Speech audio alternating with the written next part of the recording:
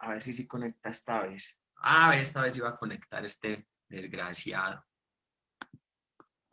Bueno, yo creo que ahora sí estamos ahí en el... Ah, sí, ya estamos al aire. Eh, Hola, buenas noches. ¿Cómo están a todas las personas que se están uniendo a un nuevo Facebook Live del Instituto Eleusis? Donde ya venimos aproximadamente hace unos 3 meses reflexionando el texto de Reimaginar la Psicología, este texto de Jane Hillman.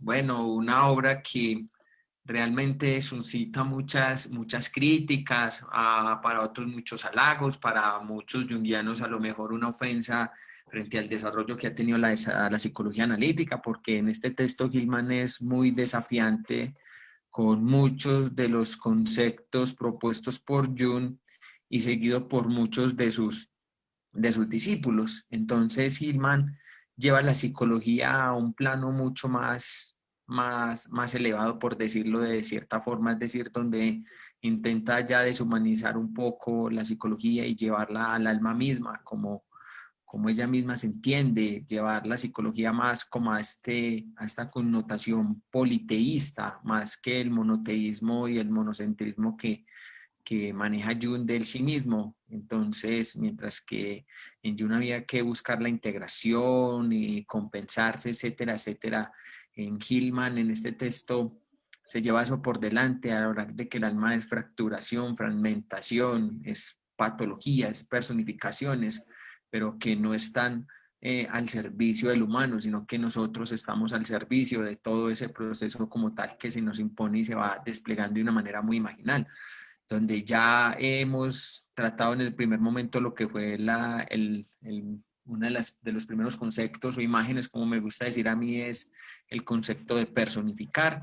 Vamos ya en esta segunda imagen o concepto que venimos reflexionando, que es el concepto de patologizar, donde Gilman nos habla un poco y nos adentra sobre la importancia de la patologización para el alma, que mientras la psicología científica positivista y el humanismo y el espiritualismo tal y como se conocen rehúsan, reniegan, y el mismo Jung también lo hace porque intenta ya pasar entonces de la patología, de lo instinto, llevarlo como tal a lo espiritual, de lo irracional, eso llevarlo hacia lo espiritual, mientras que en Gilman hay que permanecer en el valle, de hacer alma, en la deprimente lentitud de la psique y de sus procesos y de sus deformidades y de sus fragmentaciones también y de sus desgarramientos. Y bueno, entonces aquí ya encontramos como algunos elementos que podrían como ponerse a caldo en relación y criticar algunas de las ideas que tiene Carl Gustav Jung, algunos de sus conceptos y que siguieron muy aferramente sus discípulos. Y bueno, ya como para dar como unas pequeñas connotaciones, donde estuvimos ya tratando el materialismo, el naturalismo, perdón, estuvimos tratando también sobre el error también.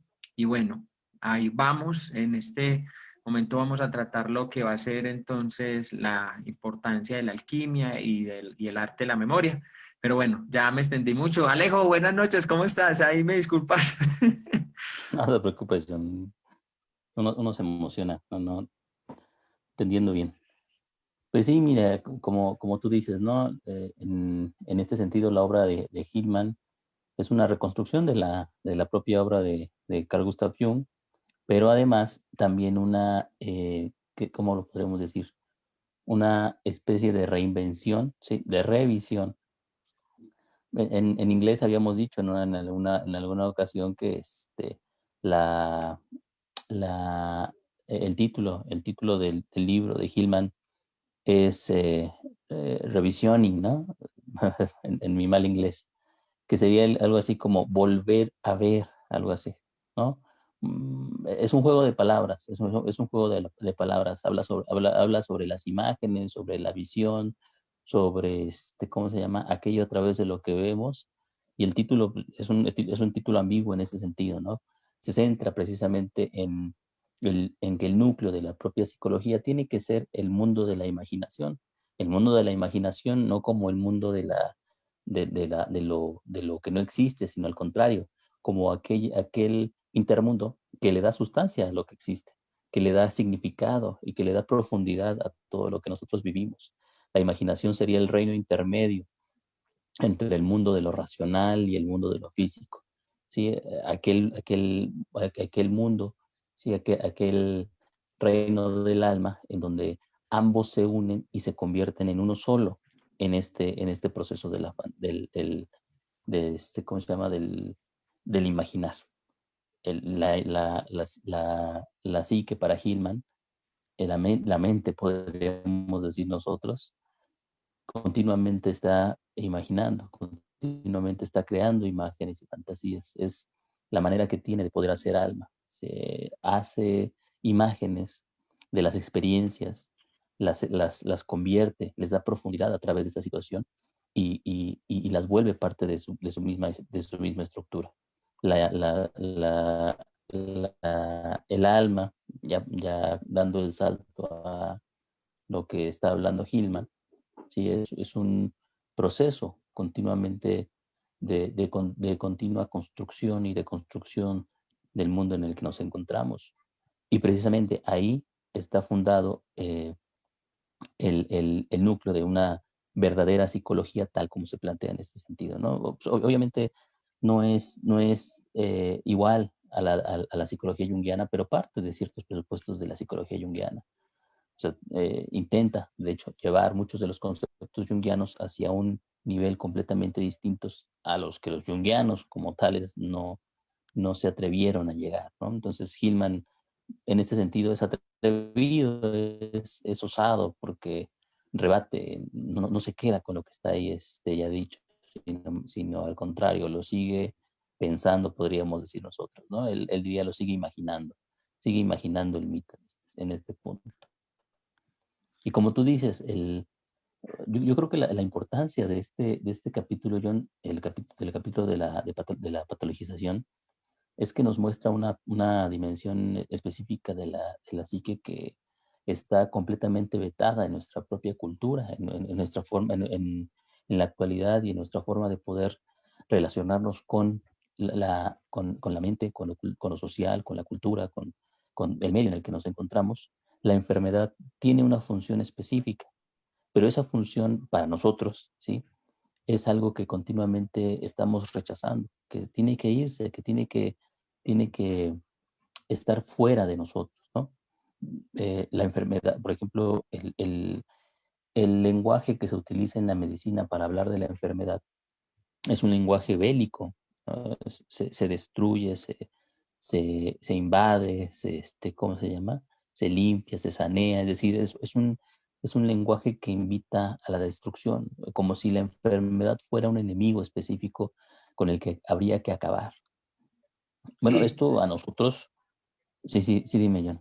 no, no, sí, que siguen eso y, no, y yéndolo al campo llevándolo al campo de la psicología, es lo mismo cuando los psicólogos son también belicistas, son también evangelizadores, son también los grandes profetas, los grandes redentores de las patologías y ven como tal un demonio entonces como tal que tienen que combatir, que tienen que alertar, que tienen que dar cuenta entonces de lo que está ocurriendo, pero sin realmente dar la profundidad o repensar o cuestionar o poder reflexionar sobre por qué realmente surge la patología, realmente qué proceso se está dando ahí, mucho más allá entonces del positivismo científico y de las connotaciones que puedan plantarse de manera académica por los psicólogos, que en su momento, tal y como lo dije, por ejemplo, cuando la OMS entonces, ay, en el 2020 entonces la mayor enfermedad del mundo va a ser la depresión,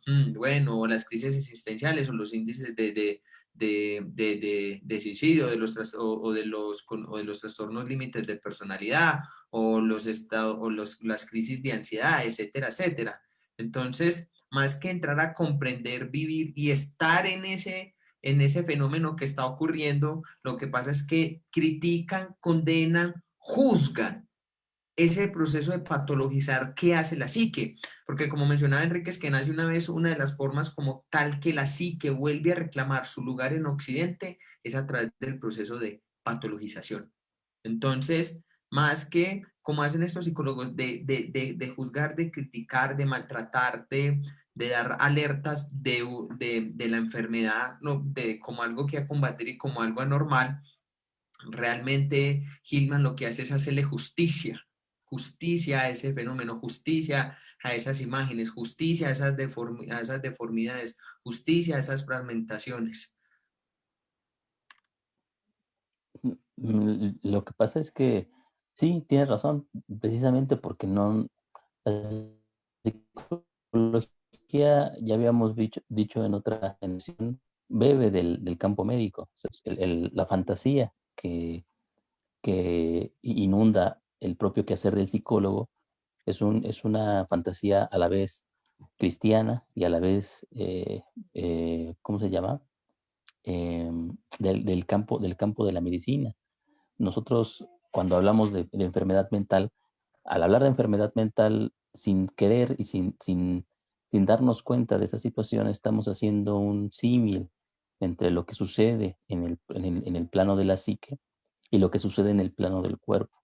Pensamos que es lo mismo y pensamos que el atacarlo de la misma manera o el tratarlo de la misma manera tendría que ser la función adecuada, pero no, como psicólogos, y obviamente no lo hacemos porque no sabemos que no lo hacemos, em, no transparentamos. Esto de transparentar lo vamos a ver en el siguiente capítulo, ¿no? Ya en unas cuantas sesiones.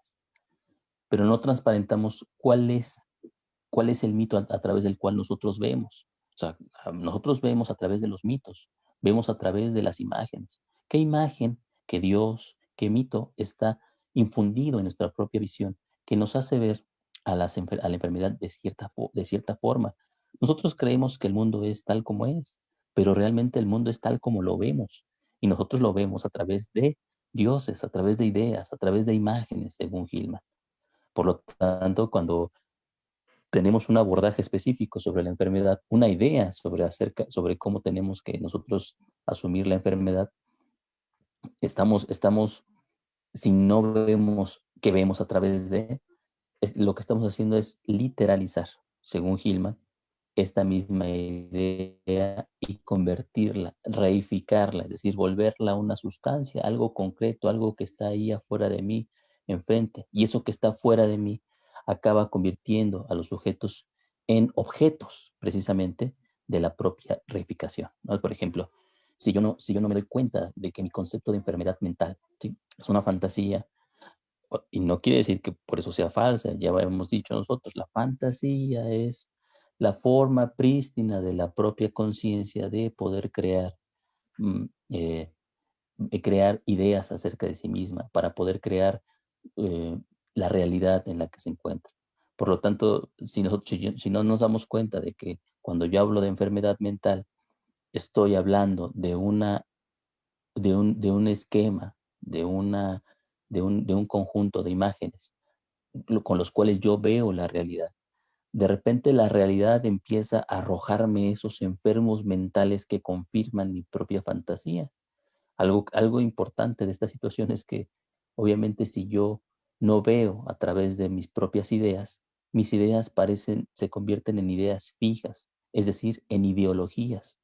Y pronto la ideología de la enfermedad mental se vuelve también una pandemia en sí misma, se vuelve un eje a través del cual nosotros empezamos a clasificar a las personas. Y bueno, en algún momento la enfermedad mental, la habíamos dicho, y la antipsiquiatría tiene esta misma connotación, sirve tiene una función política, ¿no? Es decir, sirve a las necesidades de los sistemas en el poder, pero pronto se va convirtiendo ya en una forma dominante de la propia estructura social.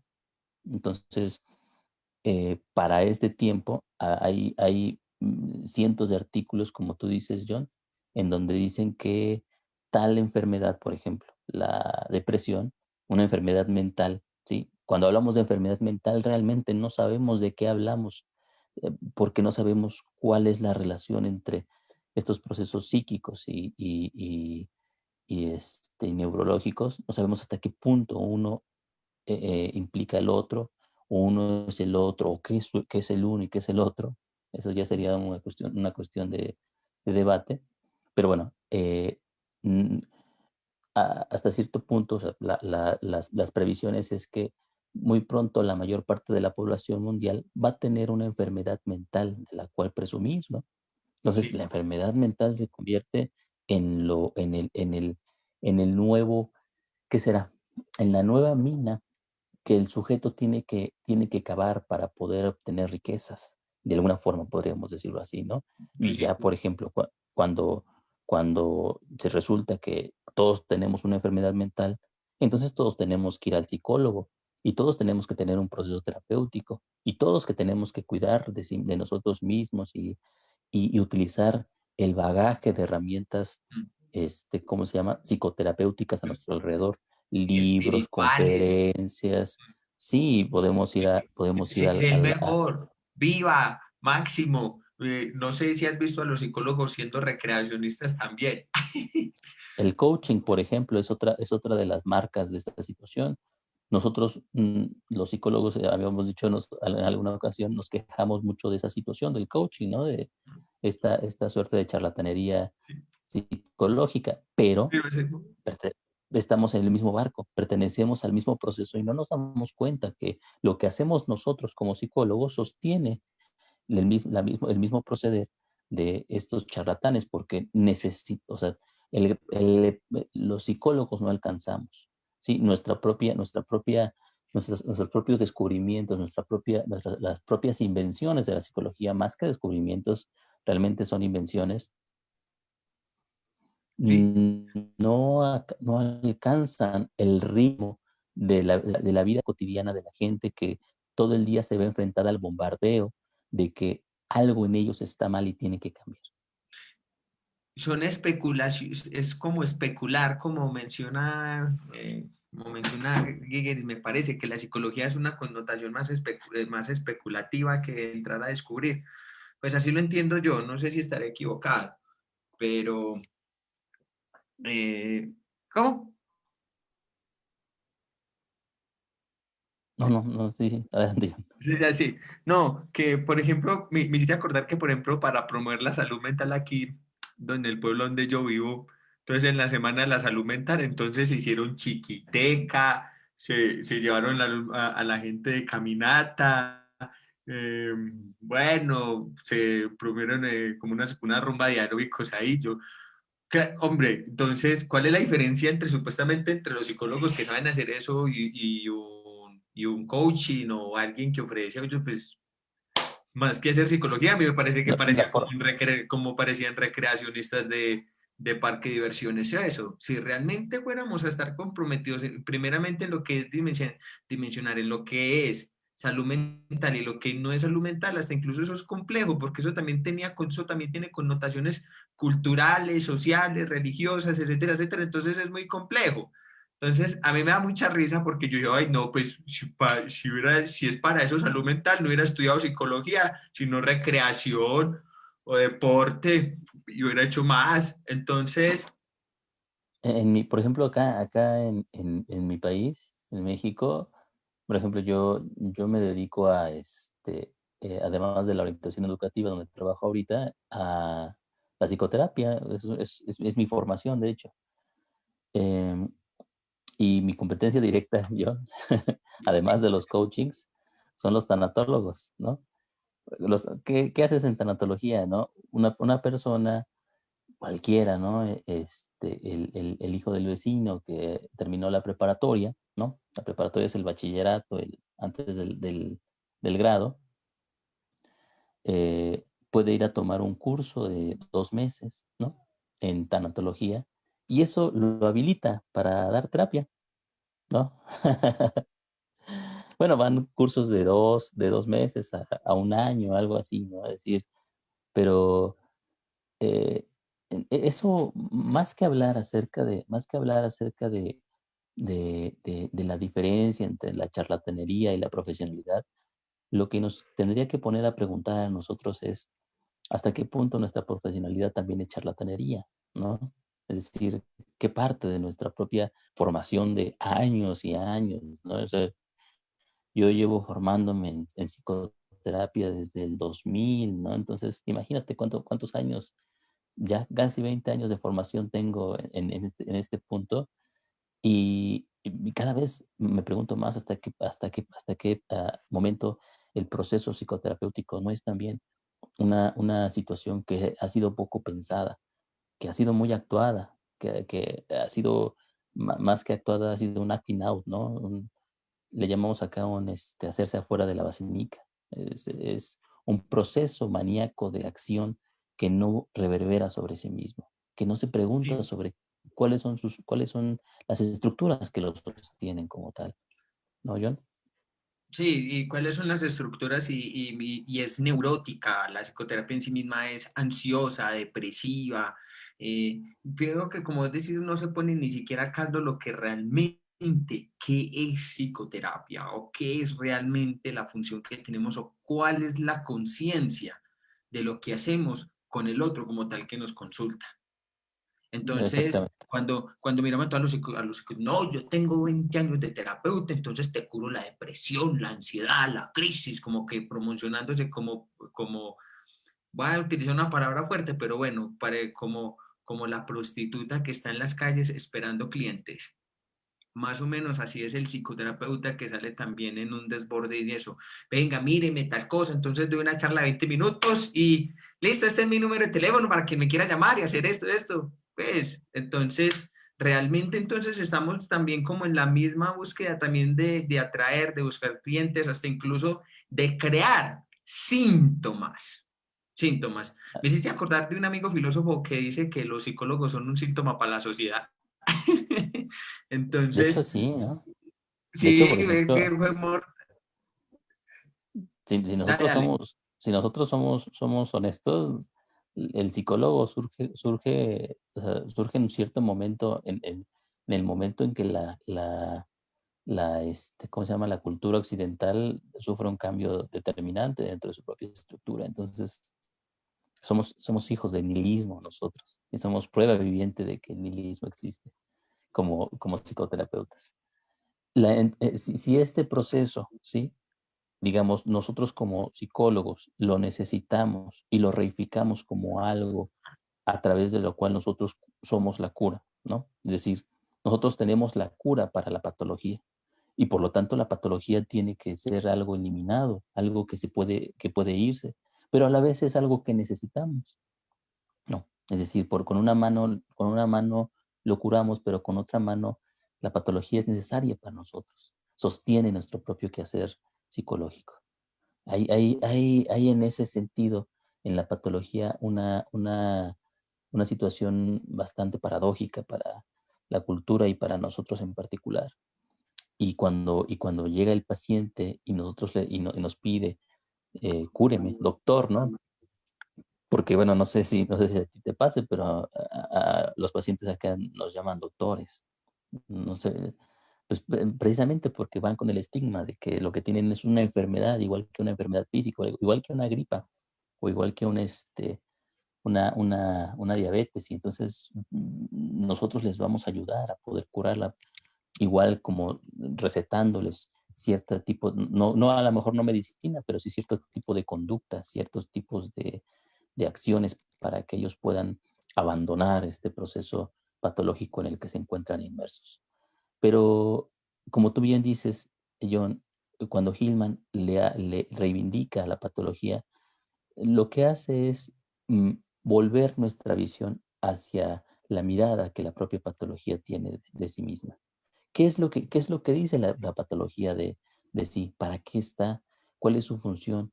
Más que preguntarse el para qué y el por qué, se pregunta quién es la patología, ¿no? ¿Qué es la patología y cuál es el lugar que ocupa dentro de la propia relación que el hombre tiene con su propia, perdón, con la psique en la que mora? ¿Por qué la patología es importante? ¿Y cómo serían, digamos, nuevas formas de poder relacionarnos con la propia patología sin que tenga que ver con eliminarla, curarla, arreglarla o evadirnos de ella? En esta situación, y ahora sí entramos en esta parte, pues nosotros nos remitimos a los elementos a ciertas tradiciones específicas que tenían que lidiar con la patología o que lidiaron con la patología de formas que nosotros apenas reconocemos ahora como sujetos occidentales modernos, ¿no? Sin embargo, en el campo de la psicología junguiana, pues los reconocemos nosotros porque por lo menos uno de ellos, o dos o más, son temas importantísimos en Jung.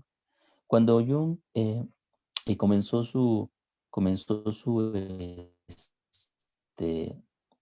bueno, después de la separación con Freud y que comenzó esta situación del contacto con los símbolos, de las visiones del inconsciente y todo eso, eh, em, observó en, en, en algunos de sus pacientes, ¿sí?, que muchos de los motivos que aparecían en sus sueños, en sus visiones, en sus fantasías, tenían una cierta connotación común y se referían a simbolismos que no eran propios de la cultura, ¿no? Entonces, Jung empezó a investigar, se dio cuenta de que muchos de esos símbolos eran iguales o muy parecidos a los que ocurrían en la antigua alquimia medieval, ¿no? Y a partir de ahí empezó un arduo trabajo en su propia obra por eh, reivindicar el trabajo de la alquimia, ajá, como una psicología primitiva. Para Jung, precisamente, la alquimia era un antecedente de su propia psicología, ¿no? O sea, no sé si un antecedente de la psicología como tal, sino un antecedente de lo que él concebía como psicología. Eso a cualquiera, o sea, eso solamente nos ocurre y nos importa a los junguianos. Pues, obviamente, si le preguntas a un psicoanalista, si le preguntas a un kleiniano, si le preguntas a un lacaniano, si le preguntas a un conductista o a un humanista, Humanista. cuál es, sí, cuál es, incluso a los transpersonales, Hay mismos este, junguianos también. sí, aunque en nosotros sí no habría perdón, porque pues es el eje de la mitad, o sea, no la mitad, pero una tercera parte por lo menos de la obra junguiana está dedicada a la alquimia. Y por lo menos el grueso, la parte más importante de la misma obra es el desarrollo de los símbolos alquímicos y la reflexión analítica que Jung hace de ellos mismos para poder explicar la psicología moderna. Entonces, Sí, eso no pasa, pero no pasa, no pasa en otros lugares, solamente pasa en lo junguiano, ¿no? sí. Ya si un junguiano, o sea, no tiene una noción básica de lo que es la alquimia, pues habla mucho de su formación, más bien, ¿no? Sí, pero fíjate que sí, ¿Qué en me relación a decir? eso que vos estás diciendo, y me fundamento también un poco en Enrique Skenazy, cuando él decía que los jungianos solamente se conformaban entonces con los principales conceptos de Jung: ánima, ánimo, sombra, inconsciente personal, inconsciente colectivo, complejo, arquetipos, etcétera. Pero que realmente cuando tenía que hacer el trabajo de profundización en los trabajos más maduros de Jung, no eran capaces y renegaban de ellos. Y la misma María Luisa Bonfrán decía que muchos de los discípulos de Jung renegaron mucho de estos trabajos alquímicos y de la profundidad que él vio en la alquimia, como digamos, como esa materia prima, es decir, a reflexionar como elemento como tal constitutivo de la psique, todas estas imágenes, y que realmente no fueron capaces. Y generalmente uno nota mucho también esto en los trabajos que uno lee en relación a muchos junguianos, en relación como al trabajo de la alquimia, que realmente los pocos, son muy pocos en relación a los trabajos que se han en alquimia lejos. Si vos te das cuenta, lo que uno encuentra entonces son trabajos sobre la sombra, sobre el ánima, sobre el arquetipo del héroe, sobre, bueno, sobre el ánimo, sobre los complejos, etcétera, etcétera. Pero realmente los trabajos de alquimia que hayan reflexionado, es decir, sus discípulos que yo conozca, Bonfran, Hillman hizo traer un trabajo muy interesante, Stetson Marland también, pero realmente son muy pocos los que yo conozco, pues. Sí, sí, sí, bueno, ahí va, Edinger también, por ejemplo, ¿no?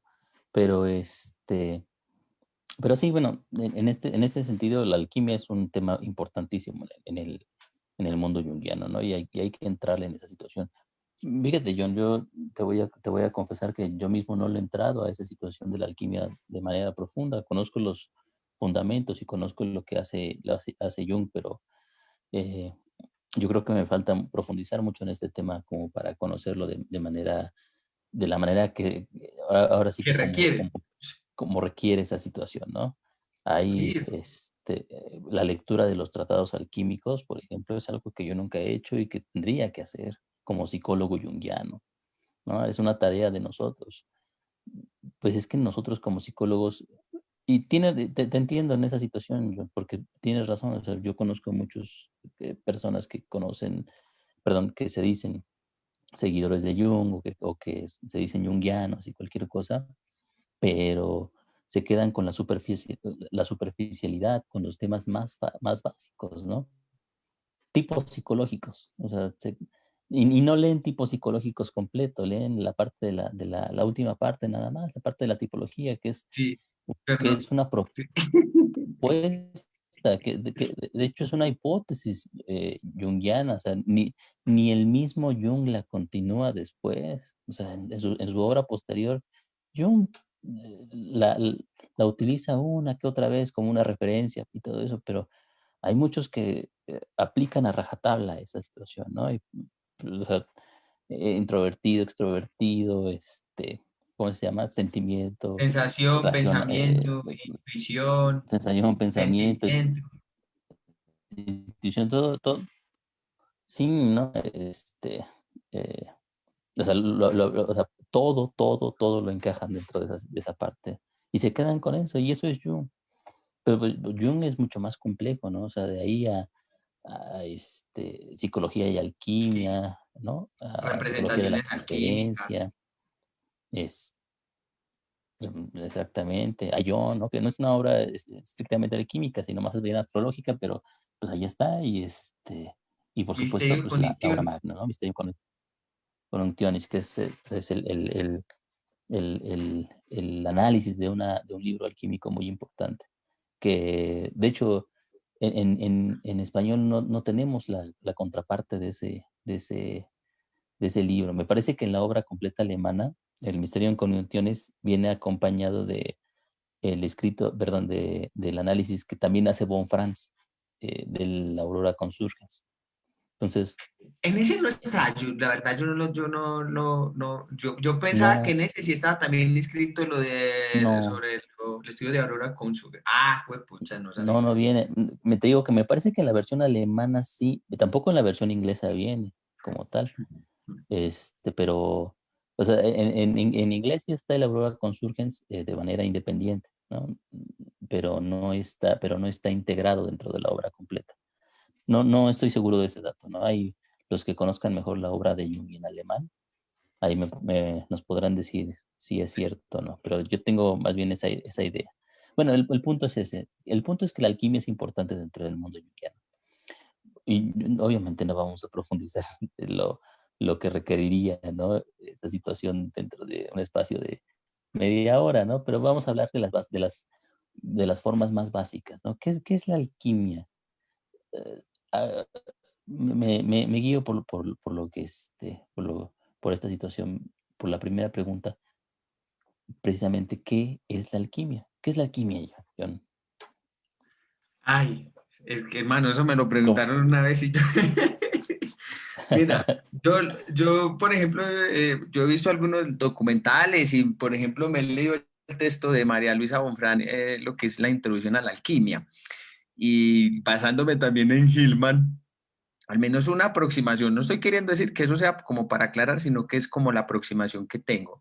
Según tal como la define Bonfrán y lo que he leído de Jung, la alquimia, digamos, es como un proceso de transmutación de los metales, es decir, para buscar lo que es la piedra filosofal, es decir, el oro vulgaris, pero que a medida de que se hacía la transformación de estos metales, también ocurría una transformación a nivel psicológico, a nivel espiritual. Sí, exacto, Que ¿no? sí, Yo, yo, En la cultura, en el imaginario colectivo, el, la alquimia es vista como un antecedente de la química, precisamente, ¿no? ¿Qué hacían los alquimistas? Eran hombres muy extraños en alguna época que recuperaban textos, por lo menos los alquimistas medievales, que recuperaban textos del antiguo Egipto, de la antigua Grecia, de Roma, y que Grecia. buscaban varias cosas, varios elementos. Por ejemplo, la alquimia occidental está basada sobre todo en la búsqueda de lo que tú dices, la piedra filosofal. ¿Qué es la piedra filosofal? Es una sustancia específica que permite convertir los metales en oro, ¿no? Entonces, en el imaginario popular estoy diciendo esto, ¿no? Obviamente, o sea, es como se nos retrata en el paradigma científico en el que nos encontramos. Por ejemplo, en la alquimia oriental, que también hay una alquimia oriental, lo Y importante, árabe. sí, exactamente. Lo, lo que pasa es que mucha de la cultura árabe es, pues, bebe de los textos griegos, igual que los pensadores del Renacimiento y todo eso. Pero bueno, en la alquimia oriental lo importante, lo que se buscaba era el elixir vital, ¿no? Whisky Aquella Vitals. sustancia que da inmortalidad, ¿no? Que no permite La morir. vida eterna. Bueno, tenemos dos cosas, ¿no? Una vida que no cesa y una sustancia que convierte los metales en oro. Eso es la imagen que tenemos en general acerca de lo que es alquimia. Los viejos alquimistas, por ejemplo, sobre todo en la alquimia en la Europa del medioevo, lo que hacían era encerrarse o tener lugares en sus propias casas, laboratorios alquímicos, en donde ponían sustancias específicas como el azufre, como el plomo, como la sal o la combinación de algunos de ellos, y Mercurio. el El mercurio, por mer- ejemplo, y los metían dentro de una vasija específica y empezaban a calentarlos, ¿no? Este calentarlos era un calentar que duraba meses, ¿no? Podía durar muchísimo tiempo, no era, o sea, solamente de un día, sino que era tener a la sustancia durante mucho tiempo en esta transformación que el fuego da, Sí, que eso lo, Gilman permitiendo lo... que hubiera, sí, sí, sí, adelante, adelante, Jan.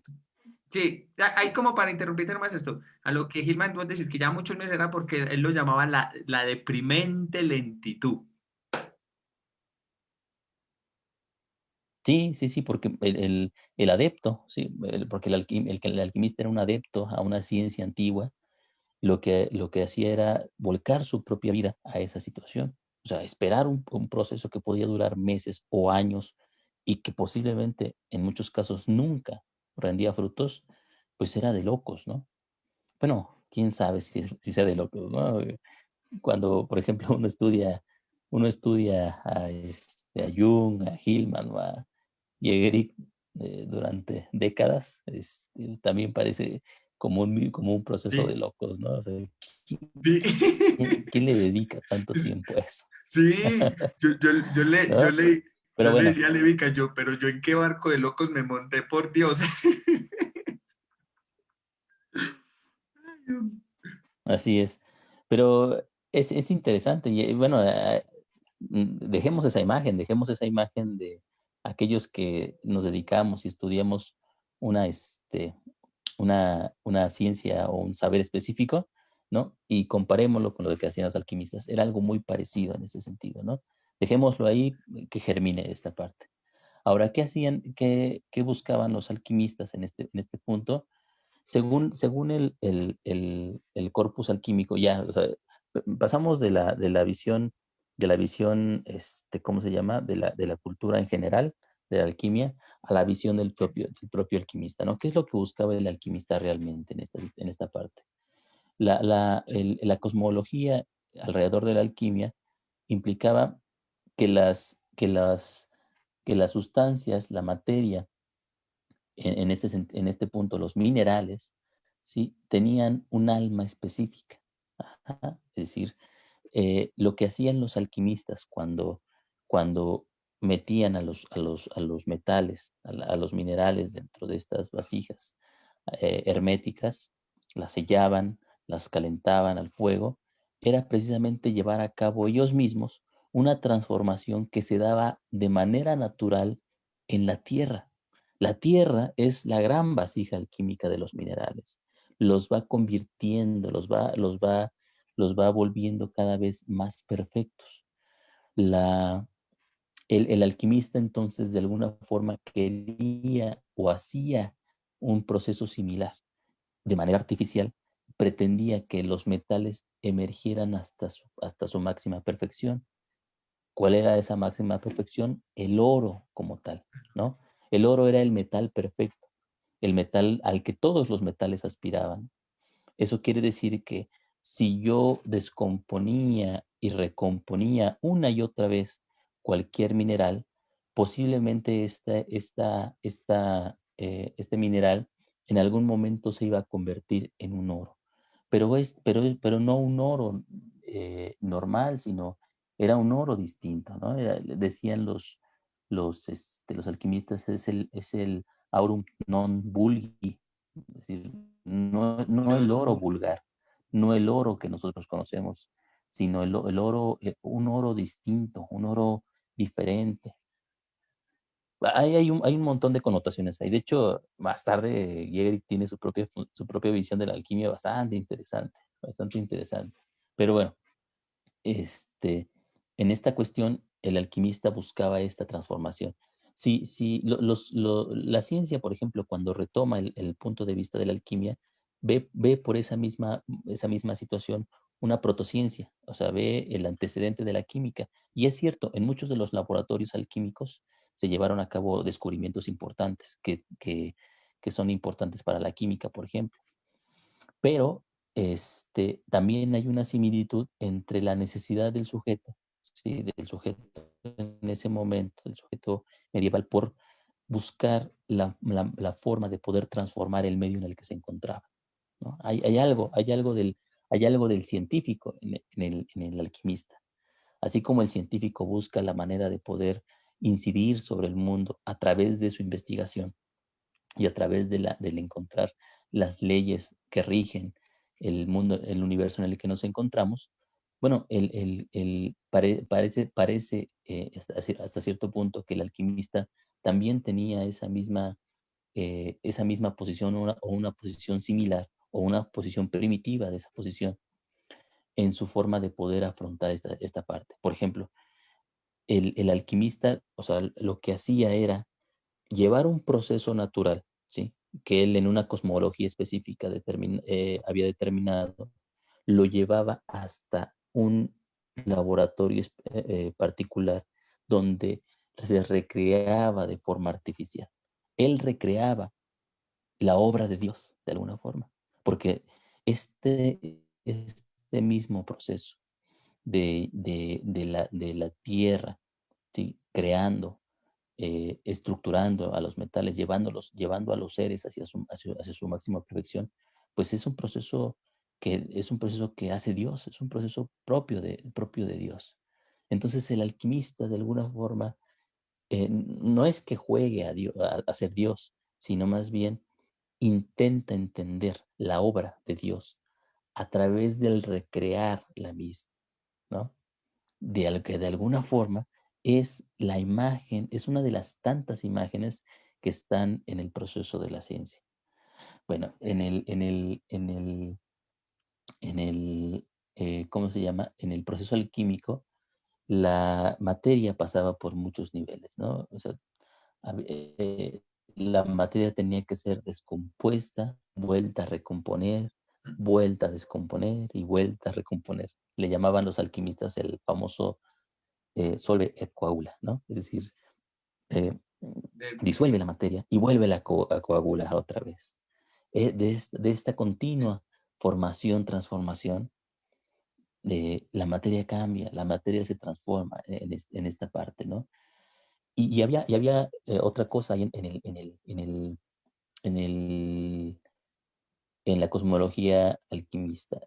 Bueno, la materia pasaba por diferentes niveles aquí, ¿no? Pasaba, por ejemplo, o sea, en el primer momento me parece que ocurría el anigreo, donde pues los elementos se Sí, consumían, sí, ¿no? estaban en bruto Después, todavía, estaban empezando como ya ahí ese proceso de caldeamiento, de empezar ahí como a esa materia bruta que está ocurriendo ahí, empezar como a procesarla. Entonces ya después de ese proceso, entonces ya lo llevamos entonces al albedo, que en el albedo es donde empieza ese proceso de destilamiento, de blanqueamiento como tal del proceso que se está realizando ahí de la materia. Es decir, ya se empieza a ver como un proceso mucho más claro de aquello que está ocurriendo ahí dentro de ese proceso alquímico, lo que ocurre ahí en ese vaso hermético. Ya después lo lleva entonces al albedo, que ya es como tal la transformación de todo ese proceso que se hizo también ahí, entonces de pasar del anigredo al albedo y del albedo al barrubedo. Pero resulta que en cada proceso va quedando algo de un proceso anterior. Entonces, no es que los procesos se van dejando atrás el uno al otro, no. Cuando se pasa algo en el albedo, ya hay algo integrado del anigredo. Y cuando se pasa al arrubedo ya hay algo integrado del anigredo y del albedo. Entonces, cuando se da todo este proceso es porque realmente es un proceso como tal de transmutación constante, de destilación permanente de un proceso que está ocurriendo y que ellos, como estaban hablando y como vos estás diciendo, es un proceso de total eh, lentitud, de que realmente estaba ocurriendo ello ahí en todo un proceso, pero que ellos también estaban dando cuenta, es decir, que a medida de que ese proceso iba ocurriendo de manera natural, de manera artificial, también había un cambio, algo que ocurría en ellos también. Entonces, realmente esa es como la misma complejidad que tiene la alquimia, porque realmente ellos también mostraban como un proceso a nivel imaginal y de formaciones de unas imágenes donde estaban dragones, bueno, donde habían pues, tendencias andrógenas, etcétera, etcétera. Unas imágenes muy complejas que, yéndome un poco a Hillman, entonces realmente en el proceso de la alquimia ya había como tal un proceso de patologización, es decir, en las mismas deformidades donde ahí, en ese proceso en ese proceso de la alquimia ya había ahí estas imágenes, un proceso de patologización de la psique. O sea, es decir, las mismas deformidades como tal, la psique en sí misma veía apareciendo a través de estas imágenes y que no era un proceso que ocurría a nivel solamente de la materia, sino a nivel interno del alquimista, quien trabajaba con estos minerales. así es, aunque esa es una hipótesis que hace Jung, o sea, es una hipótesis que Jung ve en este proceso. Cuando, cuando Jung retoma estas situaciones, los simbolismos alquímicos, porque los alquimistas precisamente lo que hacían era todo este proceso que llevaban a cabo, todos sus materiales, todos los cambios que ocurrían en la materia, lo simbolizaban por medio de imágenes, ¿no? Entonces estaba el león comiendo al sol verde, o era el león verde comiendo al sol, no recuerdo. Estaba el sol negro, ¿no? Estaba el rey y la reina. Es decir, había un montón de imágenes. Cada alquimista tenía su propio conjunto de imágenes que simbolizaban el proceso que se llevaba a cabo del laboratorio alquímico. Eh, Jung entonces asume, ¿sí? La intuición de que lo que estaban haciendo los alquimistas no era precisamente buscar un, una verdadera riqueza material, ¿no? O que a lo mejor dentro de la búsqueda de la riqueza material había una necesidad más profunda y espiritual. Para Jung, la búsqueda del oro, ¿sí? No era otra cosa sino precisamente el perfeccionamiento del propio alquimista. El alquimista no buscaba realmente el oro en la materia, sino que a través de su propio proceso de someterse a esta situación, ¿sí? Lo que hacía era, por medio de la proyección de su propia personalidad en el material con el que estaba trabajando, lograba entender y llegar a la búsqueda de su propio perfeccionamiento personal, ¿no? una especie de protoindividuación. Entonces, el alquimista no hacía otra Sí, cosa sino de manera primitiva, ¿sí? Todavía no con conceptos, sino con símbolos que no comprendía del todo, era, emprendía la búsqueda de lo que nosotros ahora, ¿sí? Y lo que los pacientes de Jung, según Jung, buscaban, era la integración del sujeto. sí, pero hay algo que en relación a eso que vos estás diciendo y que ya Gilman realmente retoma en esta parte del capítulo de la alquimia, era que realmente se daba un proceso de patologización y de deformidades como tal que tenía la psique misma, y que en realidad cuando el alquimista iba trabajando con los materiales, iba también en esa misma haciendo, trabajando con las profundidades, es decir, trabajando con el alma también. Entonces, que no realmente había como nos lo mostraba Jung muchas veces también, como un proceso como tal de integración o de refinamiento, sino también como un proceso de deformación como tal que tenía el alma en sí misma también, y que los alquimistas en medio de este proceso también entonces daban cuenta de un proceso de irascibilidad, es que no sé cómo pronunciar esa palabra, bueno, de una constante de frustración también, y de una deprimente lentitud de realmente de estos procesos que ocurrían también, y que de los cuales él también se veía inmersos en los mismos y que no se separaba, y que en la medida de que él iba avanzando también en estos procesos se estaba dando cuenta que había deformaciones por medio de estas imágenes que, como vos decías, él no lograba comprender a profundidad. Entonces, que realmente estas imágenes, como diciendo para Jung, puede ser una suposición del uno, una intuición del pensar que era de pronto una integración, pero para Hillman es todo lo contrario, o al menos en lo que yo he leído o he estudiado de él, que realmente lo que mostraba la alquimia dentro de su trabajo eran las mismas deformaciones y fragmentaciones y desmembraciones que tenía la psique misma. Sí, lo que pasa es que depende de la mirada de cada quien. Es decir, aquí podemos nosotros ver la diferencia entre entre la propia teoría junguiana y la teoría de Hillman. Es decir, para Hillman, o sea, obviamente la alquimia es parte de lo que él, o sea, es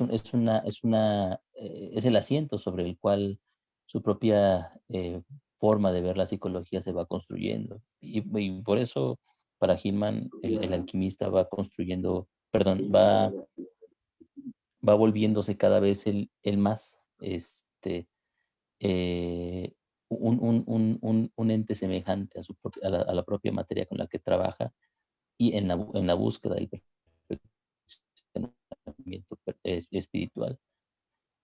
En Hillman, en cambio, la alquimia lo que hace es hacer emerger imágenes, ¿no? Es decir, lo importante para Hillman no es tanto que la materia hierva o no hierva, sino que en lo que hacía el alquimista, lo que emergían eran imágenes que sostenían su propio trabajo. Lo importante son precisamente las fantasías que surgen de ese mismo proceso, y que en su mayor parte, como tú bien dices, John, son fantasías mórbidas, son imágenes deformadas, son construcciones, eh, perdón, horríficas, que a la vez estimulan la propia necesidad del alma de poder, de seguir imaginando.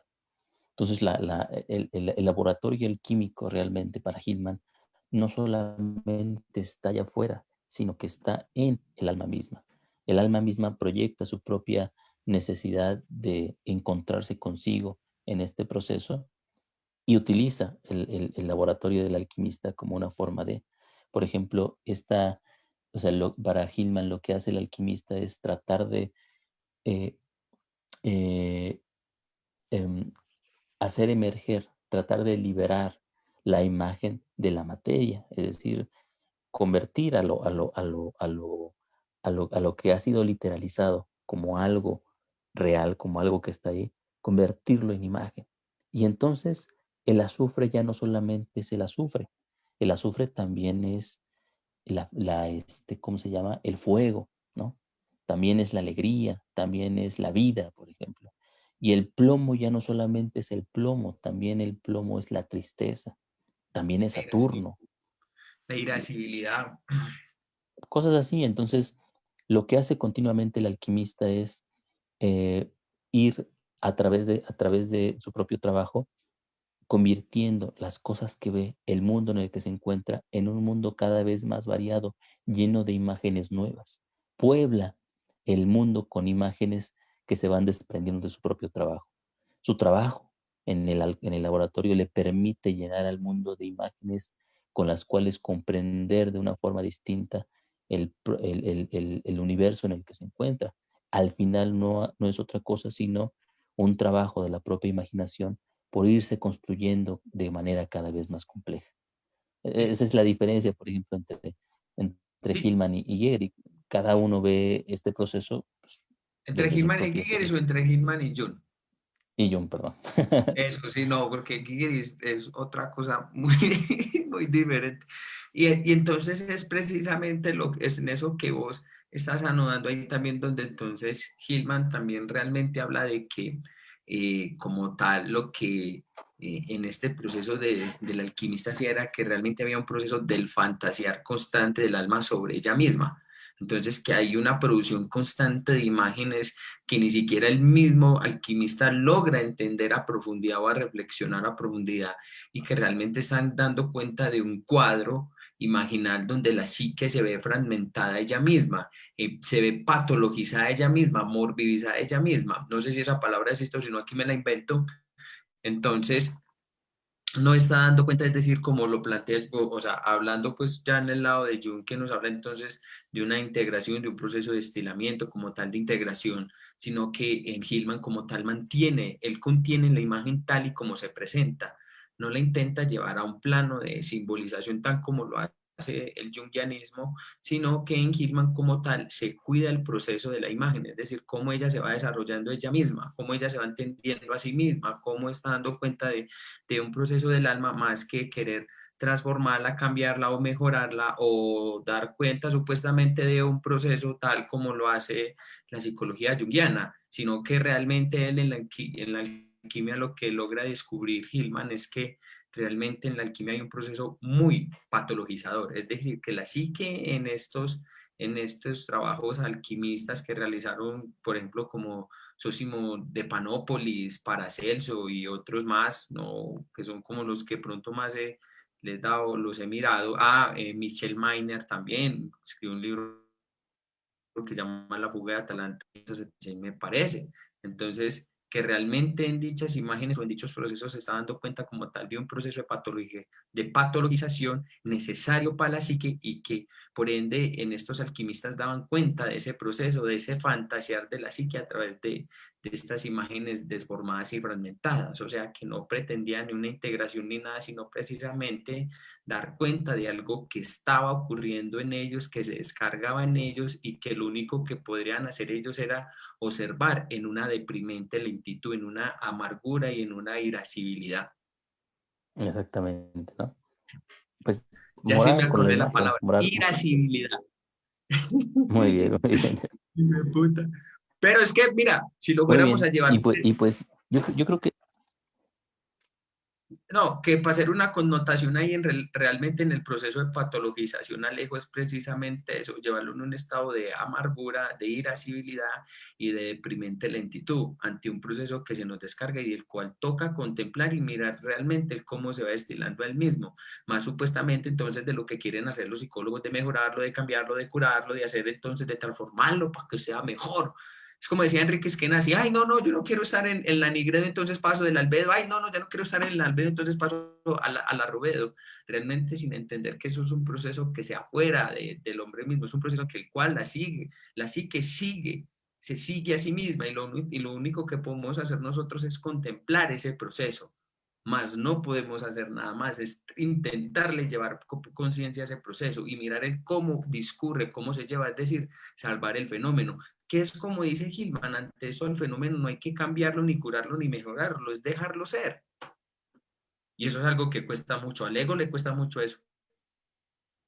sí, sí, sí, sí. O sea, parece que dejarse de algo es lo más sencillo, pero realmente es lo más complejo, ¿no? Pero bueno, en general eso es la alquimia, ¿no? Entonces, eh, obviamente es una visión muy, muy, muy pobre la que hemos dado, muy, muy superficial. Sería Sí, cuestión de profundizarla de manera este, más amplia en algún momento, ¿no? Quién sabe si nosotros lo hagamos, si no lo pueden, si no lo hacemos nosotros, hagan ustedes, ¿no? También, sí. también lo necesitan. En la obra de Jung, ya hemos dicho, está el libro Psicología y Alquimia, está eh, la práctica de la psicoterapia, hablando ya de las obras completas, ¿no? La práctica de la psicoterapia contiene eh, ¿cómo se llama? Psicología de la transferencia, que es precisamente una visión del proceso de la transferencia a través de imágenes alquímicas. Está el otro libro que decías, ¿cómo se llama? Representaciones alquímicas, ¿no, John? Sí, representaciones alquímicas. Alquímicas y, por supuesto, ¿no? El misterio en conjunciones, que es del que ya hemos hablado. Entonces, por ejemplo, estos 4 libros de la obra completa de Jung son, yo creo que los libros más complejos, los libros más difíciles de leer. Y pero precisamente implican el ámbito de la alquimia. Este libro, el libro de Von Franz, me parece que es una buena introducción también, ¿no? El libro sobre la alquimia. Y me parece que tiene un libro un libro de conferencias sobre la alquimia también, aparte de este otro libro.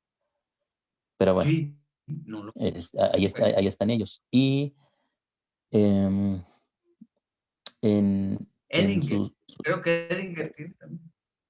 Edinger debe de tener, porque pues, él comentó toda la obra última de Jung, entonces por ahí debe de tener alguno o varios libros sobre el tema de la alquimia.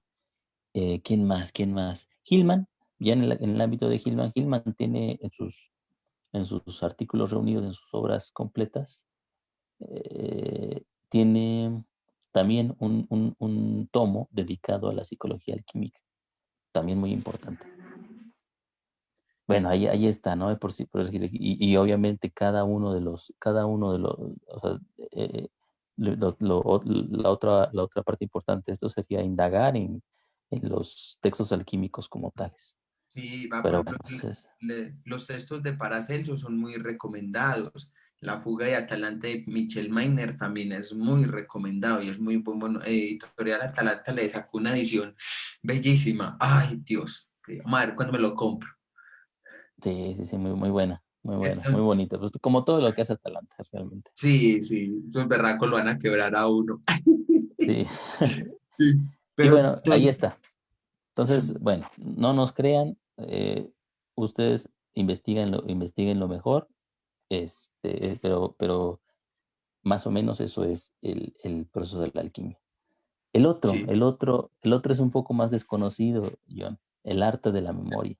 El arte de la memoria no, o sea, por Jung no es retomado por los arquetipales. Hay que recordar algo. ¿Por qué es retomado por los arquetipales?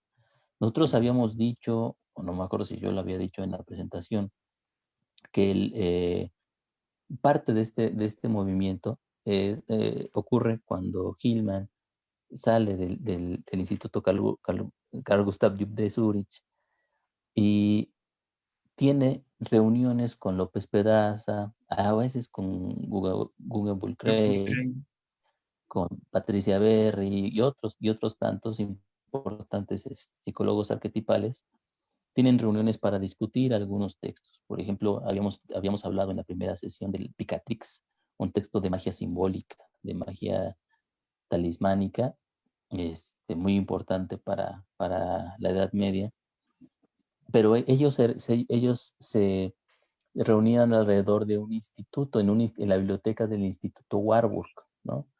Esto del Instituto Warburg es interesantísimo, ¿no? Y no lo voy a contar aquí porque es muy largo.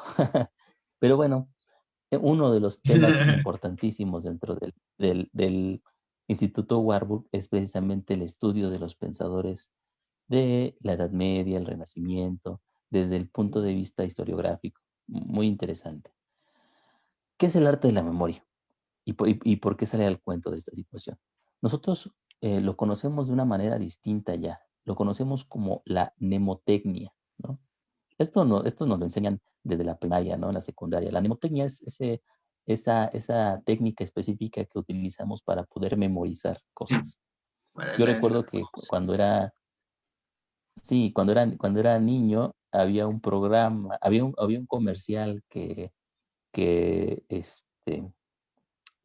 publicitaba un curso de mnemotecnia y el hombre le ponían una lista de 100 palabras y las memorizaba todas y las decía tal como iban de manera muy sorprendente.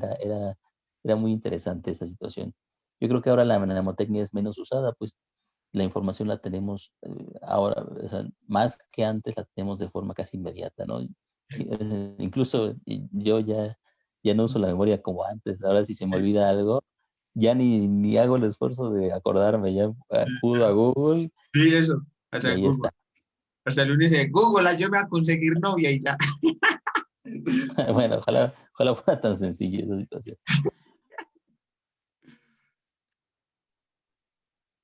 Pero bueno, precisamente el arte de la memoria, nosotros ahora tenemos la mnemotecnia como uno de los recuerdos de esa situación, pero era mucho más profunda. Por ejemplo, yo recuerdo que alguna vez me enseñaron en la escuela, no recuerdo, creo que, si no recuerdo, en la escuela secundaria, una historia, ¿no? La historia de Simónides de Deseo. Eh, Simónides un día es invitado a una fiesta, la fiesta de un gran político este, eh, de la antigua Grecia. O sea, Simónides es un griego. Entonces, llega a la fiesta y se le pide que cante un himno, ¿sí? Hacia su anfitrión. No recuerdo cómo se llama el anfitrión. Este, no recuerdo. Eh, eh, y le canta el himno, pero a la mitad del himno le, le, le hace también un ruego a los dioses gemelos, ¿no? Que ya no recuerdo cómo se llaman los dioses gemelos. ¿Cómo hace Pregun- falta la pregun- mnemotecnia? Preguntarle a Google a ver. Pregúntale. Sí, se me fue el nombre de los dioses gemelos. No, ni yo me acuerdo. Ay, pero verás, preguntémosle. Pregúntale a Google, por favor, a la nueva memoria universal que tenemos.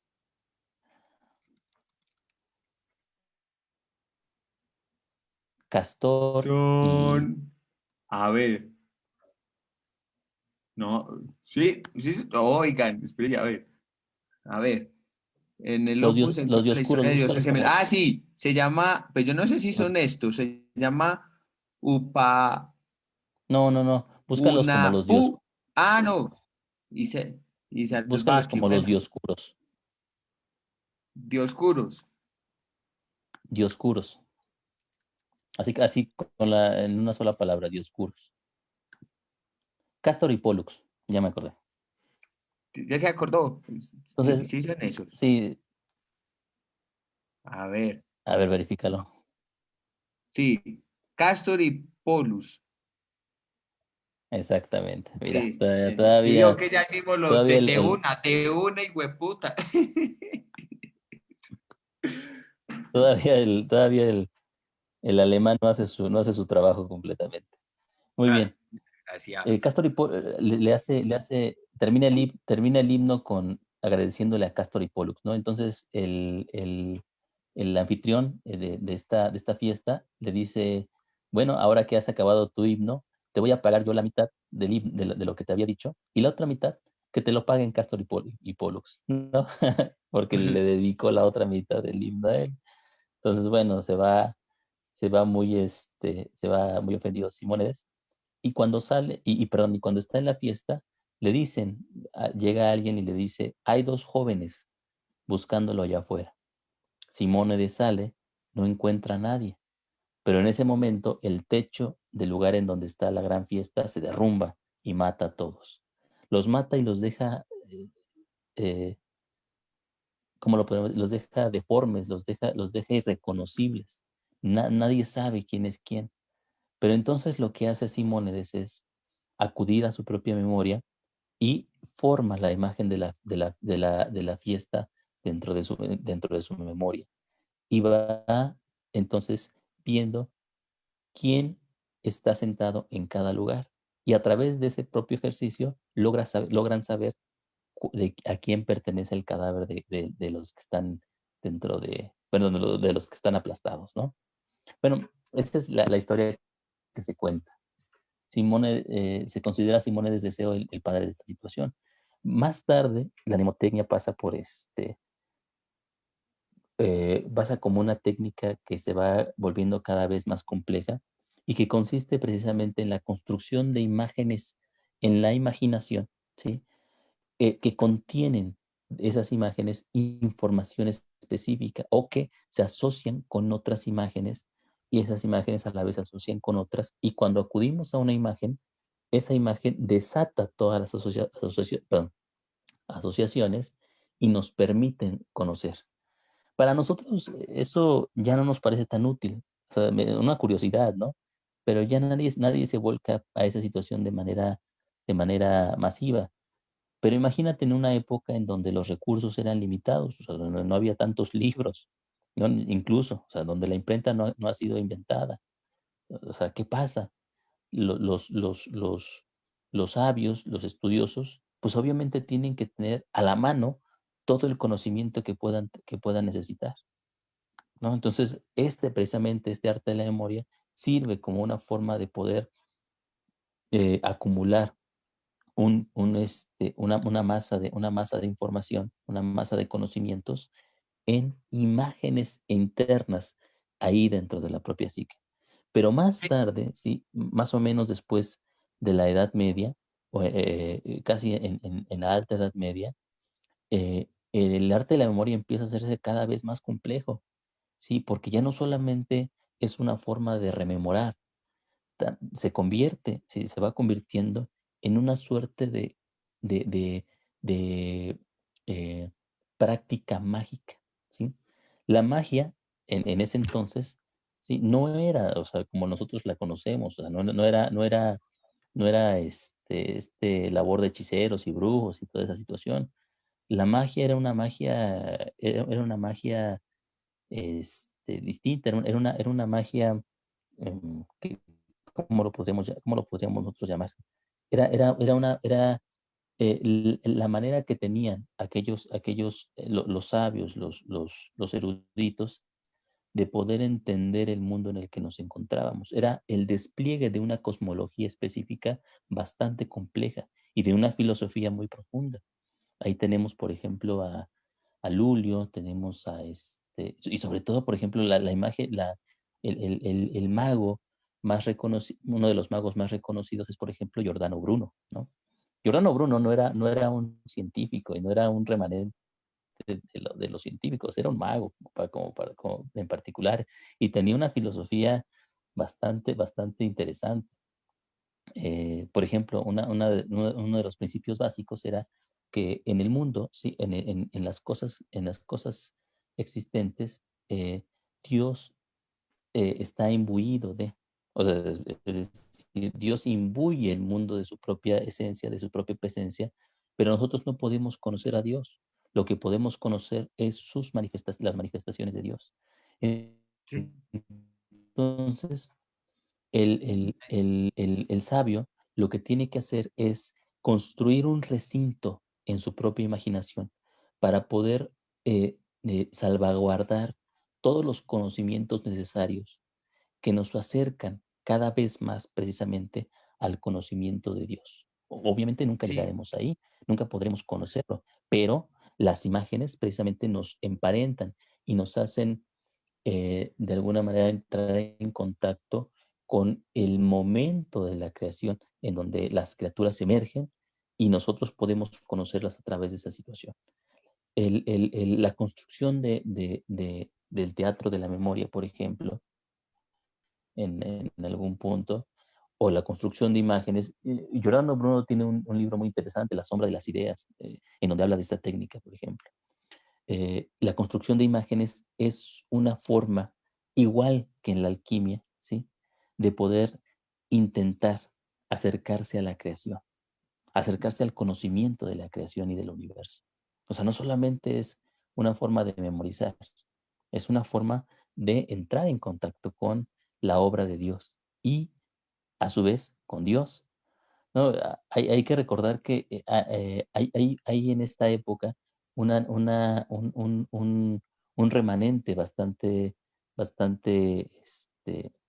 eh, basado precisamente en la religiosidad que emparenta, por ejemplo, el proceso de conocimiento con la necesidad de encontrarse con Dios. Cuando Galileo Galilei, por ejemplo, habla acerca de la investigación, sí, él dice, Dios escribió dos libros, uno es la Biblia y el otro es el mundo. Entonces, tenemos que estudiar la Biblia, pero también tenemos que estudiar el mundo, ¿no? O sea, los primeros científicos no son científicos ateos, son científicos digamos, asentados en una religión específica. Bueno, el arte de la memoria precisamente es uno de estos antecedentes que surgen. Y el arte de la memoria se basa en la construcción de estas imágenes, continentes de información, continentes de saberes, ¿sí? Que el sujeto va formando en un castillo interno, ¿sí? Forma un castillo interno y dentro de este castillo va creando imágenes específicas. Pero esas imágenes no son cualquier imagen, son, adivinarán ustedes, imágenes horribles, imágenes deformes, imágenes terribles. Un ejemplo de esta situación lo podemos ver, por ejemplo, en la Divina Comedia. Ujú. O sea, la Divina Comedia es la construcción de un castillo, de un castillo ¿cómo se llama? Este, ahí se me fue la palabra. Perdón, de un castillo de imágenes, ¿no? Es un arte, la Divina Comedia es un arte de la memoria, e no confesado, es decir, Dante sigue precisamente esta situación, Dante sigue la tradición de los grandes magos y va construyendo su novela como un repositorio del universo entero, ¿sí? La novela de Dante tiene dentro de sí misma al universo. Sí, Es la aspiración de los grandes magos medievales y renacentistas. sí, me hiciste acordar, por ejemplo, ahorita cuando decimos que no podemos conocer a Dios, porque Campbell decía que realmente no conocemos a Dios, conocemos las máscaras de Dios. Entonces, realmente esas construcciones de las máscaras, realmente lo que Dios se atrae es precisamente entonces de ese banco de imágenes como tal que vamos almacenando y que vamos conociendo y que vamos reconstruyendo permanentemente. A lo que Hillman, el arte de la memoria, también lo llama la geografía imaginal.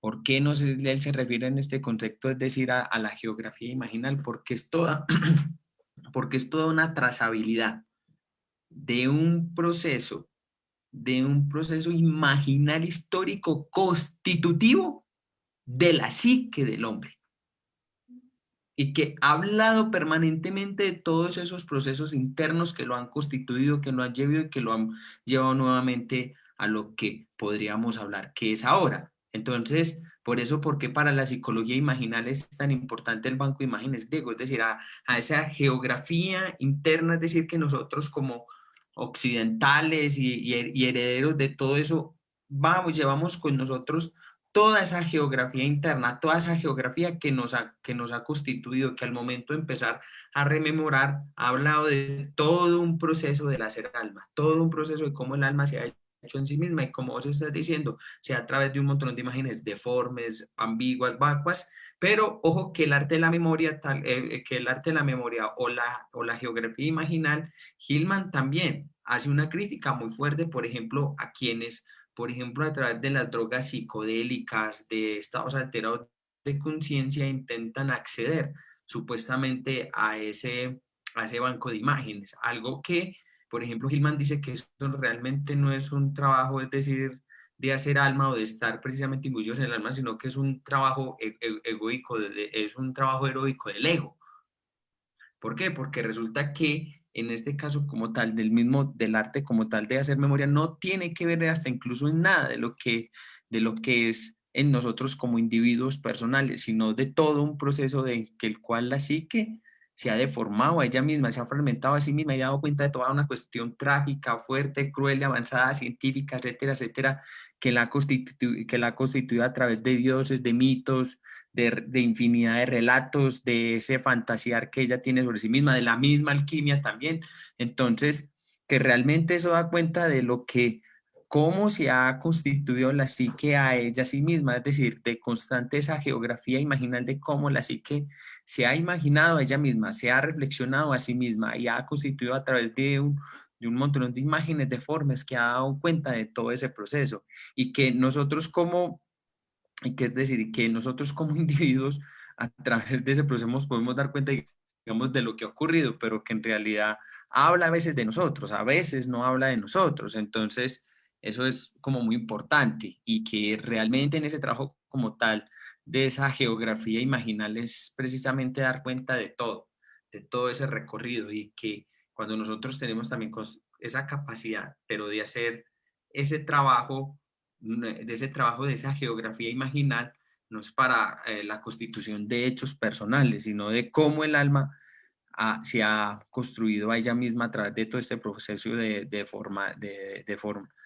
deformación, de estas imágenes mórbidas, de ese fantasear, de ese fantasear real, no de, por ejemplo, que a través de los estados alterados de conciencia se va ese proceso porque realmente se va ese proceso entonces para conocerme a mí mismo, para conocer al chamán, al médico que por allá, que sigue, pero que no es nada más que una constitución propia de un viaje egoico que no tiene nada que ver con ese arte de rememorar, con esa geografía imaginal de la psique. Sí, sí, sí. Lo que pasa es que, mm, mira, la gran diferencia entre las disciplinas espirituales en el occidente moderno y la alquimia y el arte de la memoria en este punto, tal como lo hemos explicado, John, es que aquel que va en la búsqueda de su propio perfeccionamiento, ¿sí? De su propio crecimiento espiritual, eh, ya tiene una meta prefijada. Es decir, cuando vas con el chamán y quieres el autoconocimiento y encontrar la paz y poder perfeccionar tu espíritu y lograr la trascendencia, despertar y todo eso, ya, o sea, no lo dices, no lo piensas y tú crees que no, pero hay una dirección precisamente basada en una necesidad del ego. Yo quiero, yo busco, yo necesito, yo voy a lograr. Es decir, es la perspectiva del ego la que habla a través de la necesidad espiritual del sujeto occidental moderno. ¿Qué pasaba? Lo cual no pasaba con los alquimistas y lo cual no pasaba con los magos. Lo que hacían los alquimistas y lo que hacían los magos era volcar su propia vida, sacrificar su propia vida a una obra, ¿sí? A la construcción de una obra. Y esa obra acababa construyéndolos a ellos, acababa cambiándolos, acababa poseyéndolos. Eso, ¿cómo se llama? Un pseudo chamán de nuestra época, ¿no? Alguien que se va a consumir alguna, algún, Ya, alguna sustancia ayahuasca, o ya, alguien que se sí. meta a una religión, Sí. alguien que se mete al budismo como una forma de trascender o cualquier cosa, no lo vive, no lo vive así. No lo puede vivir, de hecho. Y no lo puede vivir precisamente porque no está ahí. Es decir, eh, eh, eh, es algo que de repente no entendemos. Cuando estamos plantados en la perspectiva del ego, ¿sí? Estos mismos procesos son imposibles. Surgen y se convierten en las propias herramientas de la perspectiva del ego para constituirse a sí mismo como algo cada vez más potente. Hablamos de humildad, hablamos de trascendencia, hablamos de elevación, pero es pura inflación, porque se convierten en elementos. Podemos hablar de Dios, pero si hablamos de Dios desde el ego, lo que estamos haciendo es inflar y deificar al ego. Hay una frase que me gusta mucho repetir de Khalil Gibran que dice, no digas Dios está en mi corazón, ¿no? Dios está en mi corazón sería precisamente la visión del ego. O sea, Dios está en mí, yo soy mi Dios interno, voy a entrar en contacto con mi inconsciente colectivo, mi individuación, todo eso, ¿no? Dice Con mi Gibran en cambio. imaginación activa. Dice allí exactamente, con mis imágenes, ¿no? Voy a confrontarme con mi inconsciente, ¿no? Eso es algo bien curioso.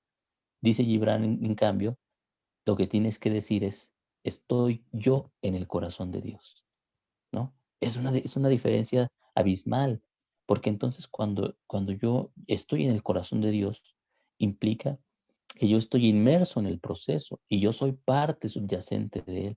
No, no, no el sujeto principal, sino solamente una arista de ese proceso al que pertenezco. Y por lo tanto, cuando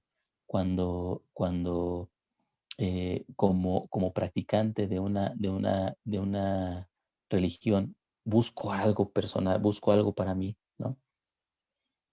Aunque sea la paz espiritual, lo estoy haciendo desde esta visión devoradora de lo divino, ¿no? De lo luminoso, de lo simbólico. Lo simbólico es devorado por la visión del ego, porque precisamente, ya habíamos dicho nosotros, el ego, según Hillman, es la imagen que cree que no es una imagen, el complejo que cree que no es un complejo. Y es su función, tiene que serla, no hay de otra en esa parte, y es necesaria para la vida. Sin embargo, para la psicología no puede, o sea, tenemos que darle un descanso, tenemos que dejar que el ego duerma un rato en esa situación cuando hacemos psicología. Luego puede emerger otra vez, luego puede otra vez surgir, pero mientras estamos haciendo psicología, no emerge, ¿sí? Emerge el otro proceso de lo que emergía con los alquimistas, lo que emergía con los magos, que era el proceso, en este caso, hablando de Hillman, de la construcción continua de imágenes, del hacer alma, del que nos habla Hillman también. Y bueno, ya para terminar, yo creo que esta parte la podemos obviar un poco, eh, eh, pero me gustaría recomendar, ¿no?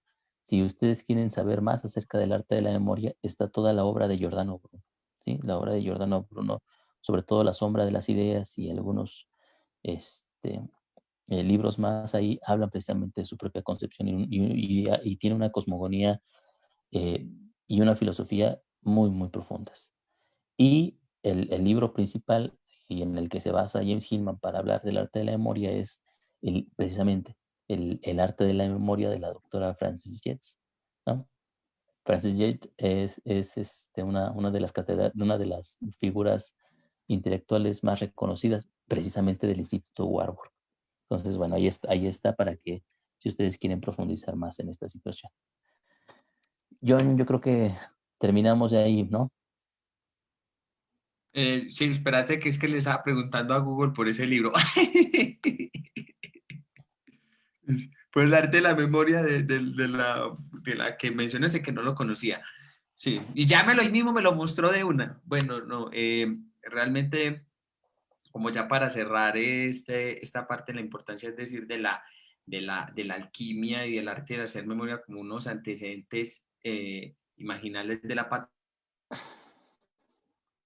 que realmente el arte como tal de la memoria, de esa geografía imaginal, está concebida no como imágenes agradables, no como imágenes complacientes, sino realmente todo lo contrario, con un proceso de formación de las imágenes constantemente que se da, fragmentario, de desmembramiento, etcétera, etcétera, y que no buscan ninguna integración y que no busca que nosotros seamos mejores o que nos integremos, etcétera, etcétera. No, realmente se da cuenta, es de un proceso que el alma ha hecho sobre ella misma, más allá de nosotros, como está diciendo Alejo, al momento de hacer psicología hay que quedar dormidito, quietico, porque realmente para Hillman, hay que deshumanizar a la psicología, que es algo que vamos a hablar, y que en este proceso de patologización realmente la patología pone al ego de rodillas y le dice, usted no manda y usted no hace. Y bueno, y eso es muy importante también porque realmente cuando vienen entonces estas imágenes mórbidas, todo en un proceso, entonces el ego coge y las cambia por imágenes bonitas, buenas. Ay, no, si está sufriendo mucho, no, vaya por allá, váyase a caminar, vaya a alguna cosa, la otra, vaya a danzaterapia, cuanta otra cosa, pero que realmente no tienen que ver nada con un propio ejercicio de la imaginación, con un propio ejercicio del alma, con el hacer alma, con el estar con esos procesos, como decían los alquimistas, de deprimente lentitud, de irascibilidad y de amargura muchas veces como tal que se dan, y en el arte como tal, de la memoria, en ese proceso imaginal es precisamente recabar y dar cuenta de todo ese proceso que ha constituido, de todo ese banco de imágenes politeístas, míticas, alquímicas, etcétera, etcétera, que han dado cuenta de un proceso imaginal que ha hecho el alma sobre ella misma. Muy bien. Pues un gusto compartir esto. Recuerden, la visión que demos es una visión bastante superficial. eh, Toca a cada uno profundizar más en este proceso. Pero mira, qué interesante y Sí, hasta dónde nos va Gilman en este proceso. sí, y acuérdense, no crean nada de lo que digamos acá. Eso es muy importante también, como dijo Alejo, y son pinceladitas que damos y que vamos reflexionando. Bueno, a todas las personas que nos acompañaron en este Facebook Live, muchísimas gracias.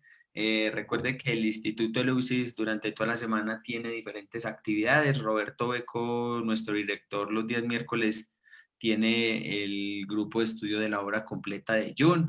Yo los días jueves estoy dando el curso Jung aplicado a la vida cotidiana. Los días sábados tenemos entrevistas a grandes eruditos de la psicología junguiana, arquetipal. También entrevistamos a Levica sobre la obra de Wolfgang Gigerich, como la psicología de la disciplina de la interioridad, y bueno, y a otros grandes eruditos o conocedores de otras disciplinas que beben y han tenido muy en cuenta el pensamiento de Carl Gustav Jung.